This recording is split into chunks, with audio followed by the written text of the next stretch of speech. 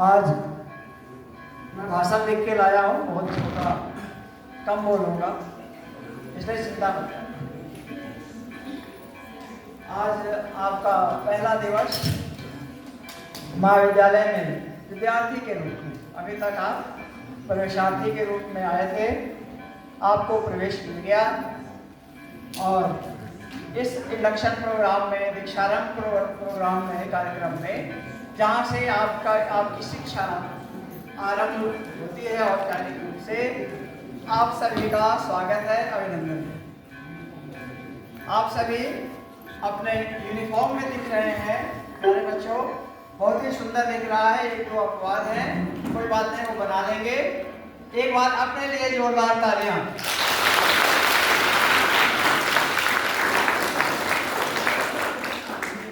Very good. और दूसरा, आप सबसे छोटे बच्चे हैं, हमारे कई कैटेगरी के हैं, जिसमें आप सबसे छोटे हैं। तो छोटे हैं तो आपका अधिकार भी है और दायित्व भी। अधिकार ये है और हमारा भी प्रयास ये रहता है कि आप मुस्कुराते रहें, मुस्कुराते हुए घर से आएं, मुस्कुराते हुए घर को जाएं और जिस दिन महाविद्यालय छोड़ के जाएं उस दिन भी मुस्कुराते हुए जाएं। इसलिए हम सब की ये कामना है, हम सब की ये हार्दिक इच्छा है, हम सबका ये प्रयास है कि आप यहाँ भी और अपने जीवन में भी सफल हो, सार्थक हो और अपने परिवार, अपने समाज, अपने राष्ट्र की अपेक्षाओं पे खरे। अपने राष्ट्र ऊपर से अब शुरू करते हैं। अपने राष्ट्र, अपने समाज, अपने परिवार की अपेक्षाओं पर जो आपसे एक्सपेक्टेशंस है, उस पर आप खरे उतरे। ये हमारी इच्छा भी है और आपकी शायद जरूरत भी है। आप सभी, एक सवाल है, आप सभी अपने जीवन में और इस महाविद्यालय में सफल होना चाहते हैं, सार्थक होना चाहते हैं? हाँ या ना? जोर से। यदि उत्साह इतना ही है तो हम यहाँ कैसे आएंगे? सफल होना चाहते हैं? अब थोड़ी सी आवाज आई। थके हैं आप? आधे लोगों ने बोला नहीं, आधे ने नहीं। तो ऐसा है, यदि आप थक गए हैं तो हम लोग जब यहाँ से निकलेंगे तो आपको एक रिफ्रेशमेंट कुछ मिल जाएगा बाहर, और रिफ्रेशमेंट लेके आप जाएंगे नहीं। हम लोग बाहर एक ग्रुप फोटोग्राफी करेंगे, ठीक है बच्चों? आप अपना रिफ्रेशमेंट लेके बाहर वेट करेंगे, हम लोग भी आएंगे और एक ग्रुप फोटोग्राफी, टीचर्स और स्टाफ हम लोग पीछे खड़े रहेंगे, आपके पीछे, ठीक है? Got it? चलिए, तो आप जीवन में सफल होना चाहते हैं, सार्थक होना चाहते हैं और हमारी भी इच्छा है। तो लगता है कि हम सभी लोग स्टाफ यानी महाविद्यालय और आप एक ही लाइन में चल रहे हैं, एक ही पंक्ति में हम लोग काम कर रहे हैं। ये सबसे अच्छी बात है। यदि आप सफल होना चाहते हैं तो जो हमारी उम्र है, हमारी का मतलब पूरा महाविद्यालय, हमारी जो उम्र है, हमारे जो अनुभव है, हमारा जो ज्ञान है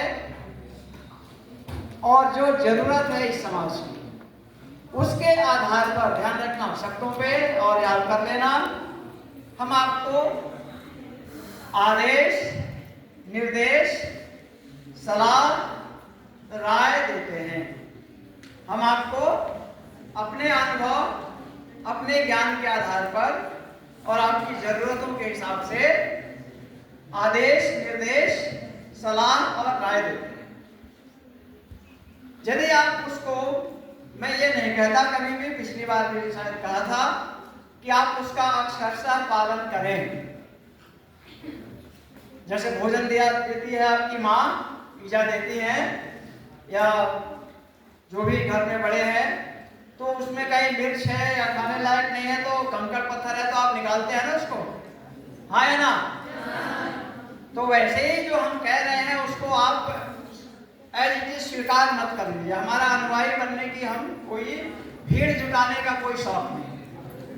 आप अपनी बुद्धि लगाइए, इस देवता पीछे बेटा अभी बाहर टोका था, खड़ा करा दूंगा और दूसरा काम दोनों जो बिना वो क्या है खड़े हो जाओ, बीएससी वाले बच्चे उसके बगल दोनों खड़े, काना फूसी बिल्कुल नहीं, इसलिए इसका ध्यान रखिए।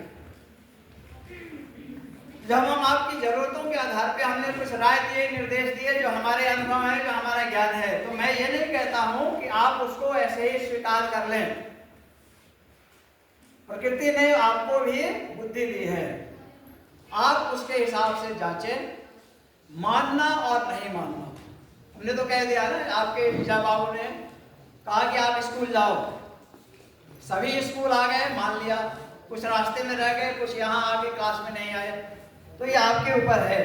लेकिन आपको हमको ये बुद्धि दी गई है, प्रकृति ने बुद्धि दी है कि उस कारण जो हम काम कर रहे हैं उसका परिणाम क्या होगा।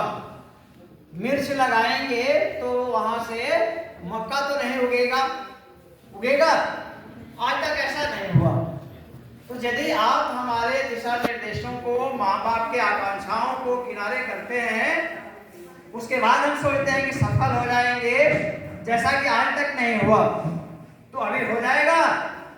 हाँ या ना? नहीं होगा। आप सफल तभी होंगे जब आप अपनी बुद्धि लगाएंगे, अपने माँ बाप की आकांक्षा, इच्छा को हमेशा ध्यान रखेंगे, और जो हमारी राय है, हमारी जो ज्ञान है, दिशा निर्देश है जो हम आपको दे रहे हैं, उसको तर्क बुद्धि के हिसाब से मानते हैं, तो आप जो चाहते हैं वो मिल जाएगा। कहने का मतलब ये है कि आपकी सफलता, सार्थकता आपके हाथ में है, हम केवल उसमें सहयोग करते हैं। हम उसमें क्या करते हैं? सहयोग। आपने कोच का नाम सुना हो ना, कोच होते हैं हर खिलाड़ी का, लेकिन वो खिलाड़ी इंपॉर्टेंट हो जाता है, कोच ही रहता है ना ऐसा। उसका काम है दिशा निर्देश देना, और खिलाड़ी का काम है पालन करना, आपका काम है पालन करना। और यदि आप पालन करते हैं तो निश्चित रूप से आप सफल होंगे, एक बेहतर नागरिक बनेंगे, एक बेहतर मानव बनेंगे, जिसकी जरूरत है अभी। तो हमारा जो भी दिशा निर्देश होता है पूरे परिवार का, महाविद्यालय परिवार का, उसको माने। दूसरा,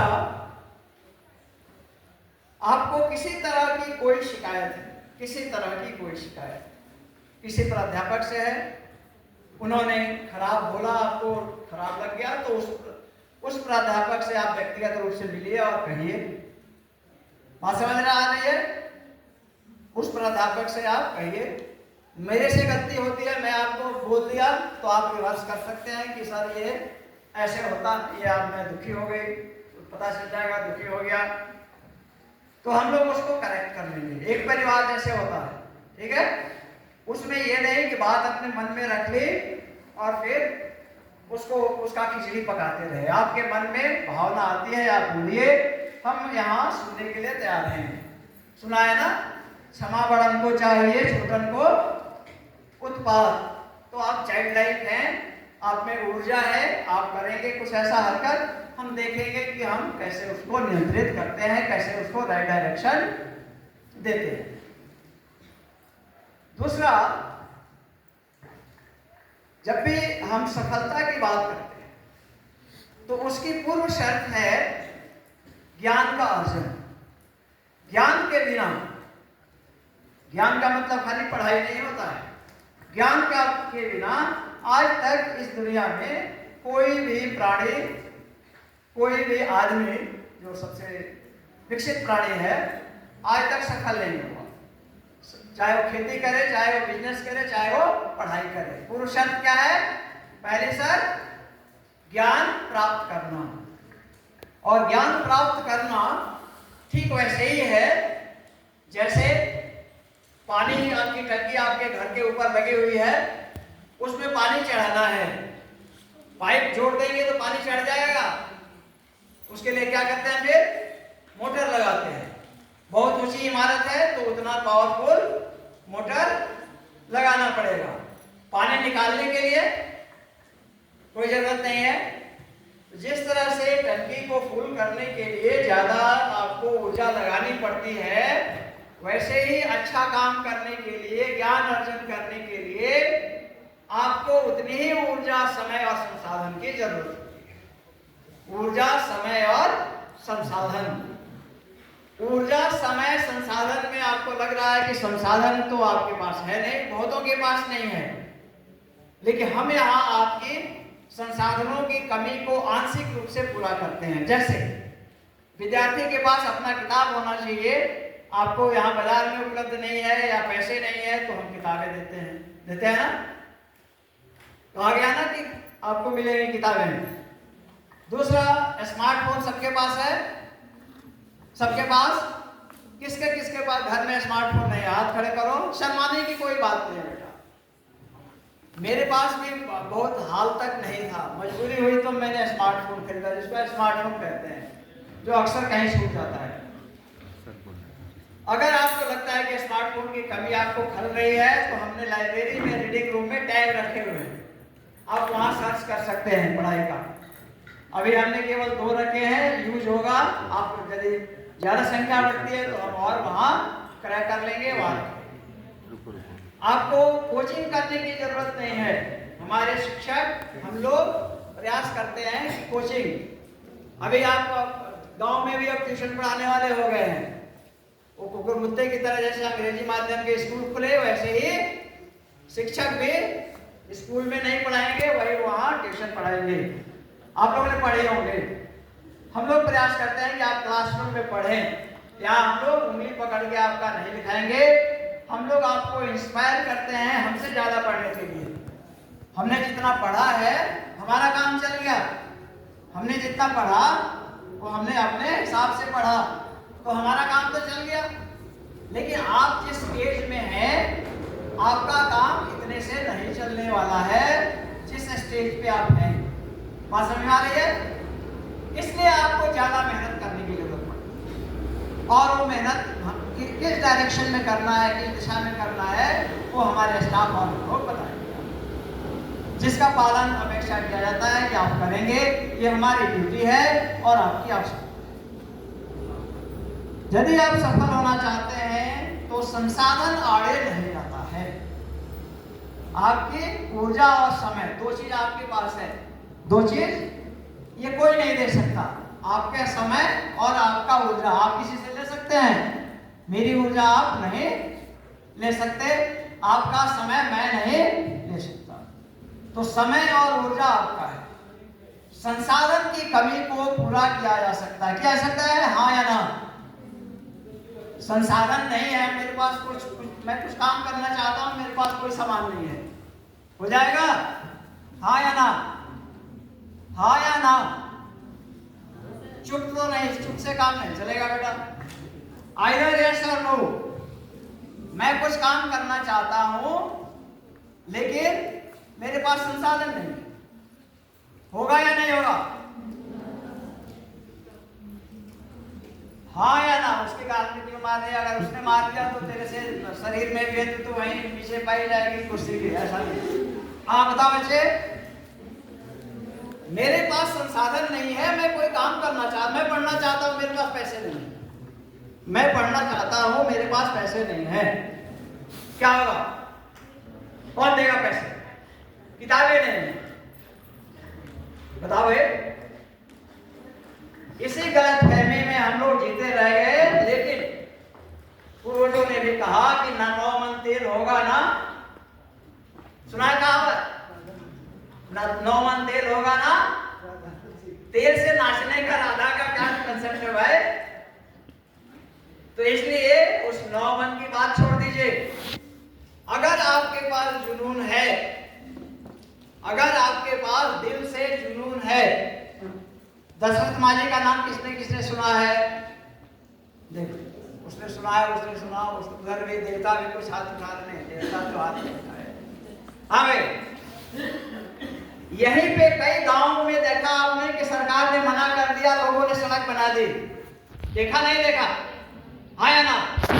पैसे किसने दिए? बन गई सड़क ना। बीएचयू का नाम सुना है, बनारस हिंदू विश्वविद्यालय। कितना बड़ा इलाका होगा, कितना बड़ा क्षेत्र होगा, ये कौन बताएगा? कोई देखा है, कोई सर्च किया?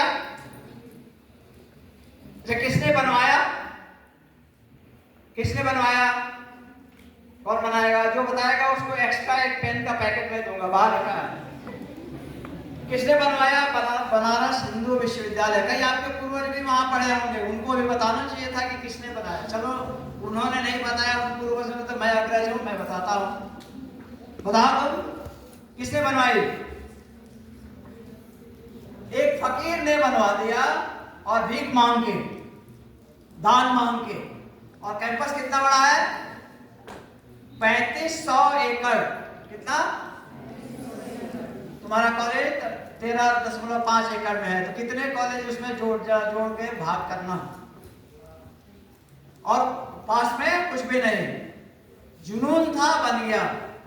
अभी पता नहीं न्यूज़पेपर आप लोग पढ़ते हैं कि नहीं, उत्तराखंड न्यूज में भी आया, मध्य प्रदेश की एक लड़की 13वीं बार में बिहार में पब्लिक सर्विस कमीशन में गजेटेड रैंक में नौकरी, इस बार उसका चयन हुआ। पढ़ा आप लोगों ने किसी? उस बिहार के, उस गांव में बिहार का नाम भी नहीं जानते, वो आदिवासी क्षेत्र से आती है। और कितनी बार? 13वीं बार। हर बार माँ बाप ने कहा कि बेटा तू अच्छा कर रही है, कर लेगी। लड़की के जो गाइड थे उन्होंने कहा तू कर लेगी, and finally she did it. 13 साल। तो समय और ऊर्जा कौन लगाएगा?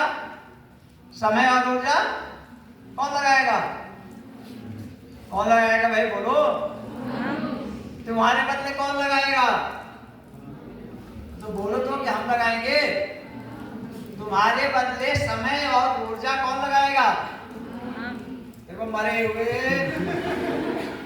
ऐसे नहीं चलेगा। देखो मैं तुम्हारी उम्र का चौगुना तो 3 गुना हूं ही, फिर भी बोलो। अब तुम कह रहे हो कि थका नहीं, थके नहीं है, थकना भी नहीं चाहिए। यदि 2 घंटे में आप थक गए तो 3 घंटे का तो हमारा लेक्चर होता है। जो हमारे लेक्चर होते हैं, जो टीचर्स पढ़ते हैं और टीचर ही पढ़ाता है, तो कितने घंटे का होता है? 3 घंटे का। तुम्हारे बदले समय और ऊर्जा कौन लगाएगा? और जोर से। अभी ये देवता तो बैठे हैं कि बाबू लगाएंगे, ऐसे लगाएंगे। बेटा बाबू चल देंगे दुनिया छोड़ के। मेरे माँ बाप मुझसे पहले दुनिया छोड़ के गए। दुनिया आप कर रहे हैं मेरे लिए, अपने लिए तो बाद में करेंगे, बाबू के लिए, ईजा के लिए। सबसे पहले किसके लिए करेंगे? तो इतना स्वार्थी तो बन सकते हो। और माँ बाप ने इतना बढ़िया कपड़ा देके आपको यहाँ भेजा है। जब भेज दिया है तो माँ बाप को याद रखो हर समय। और ज्ञान प्राप्ति के लिए 2 चीज आप लगा लो। क्या क्या लगाओगे? तुम तो सत्यनारायण भगवान की कथा सुनते हो बच्चों, मेरे प्यारे बच्चों। सत्संग सुना है ना गाँव में रामलीला, अरे मजा आ गया, आज तो बड़ा बढ़िया।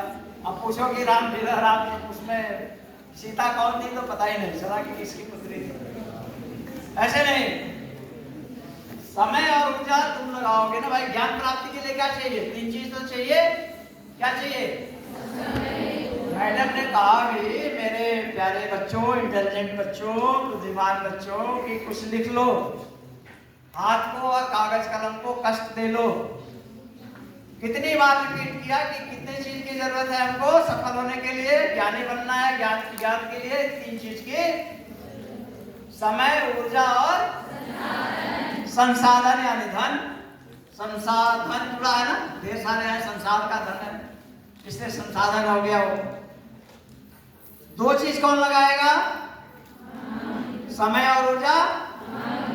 कसम जब तक नहीं खाओगे मैं छोड़ूंगा नहीं। मैंने भी कसम खा लिया बेटा। वैसे नहीं, तुम लोगों ने सोचते होगे, आप सोचा होगा कि कोई प्रिंसिपल होगा, बुढ़ा साहब। बुढ़ा तो हूँ सभी में, सबसे ज्यादा उम्र मेरी ही है, लेकिन मैं ऐसे छोड़ने वाला नहीं। आप समय और ऊर्जा लगाइए। संसाधन की जहां भी कमी है, हमारे टीचर्स हेल्प करते हैं। आप आइए तो सही, आप अपने शिक्षक से, टीचर से, मैडम से आप बताइए तो सही कि आपकी समस्या क्या है। संसाधन के लिए लाइब्रेरी है, हमारे पास कंप्यूटर्स है, हमारे पास टैब है, तो संसाधन हम उपलब्ध कराएंगे, लेकिन समय और ऊर्जा आप देंगे। हम वैसा तो नहीं करेंगे गोबर में घी सुखाना, समझते हैं गोबर में घी सुखाना, सुना होगा मुहावरा, सुना है ना, मास्टर साहब बहुत यूज करते हैं स्कूल में। तो ऐसा आप यदि समय और धन, समय और ऊर्जा लगाने के लिए तैयार हैं, तो हम अपनी संसाधन आपके लिए लगाने को उसका एक हिस्सा तैयार है जो हमारे पास है। अब आपके ऊपर निर्भर करता है कि आप कैसे उसको यूज करते हैं, कैसे उसका सदुपयोग।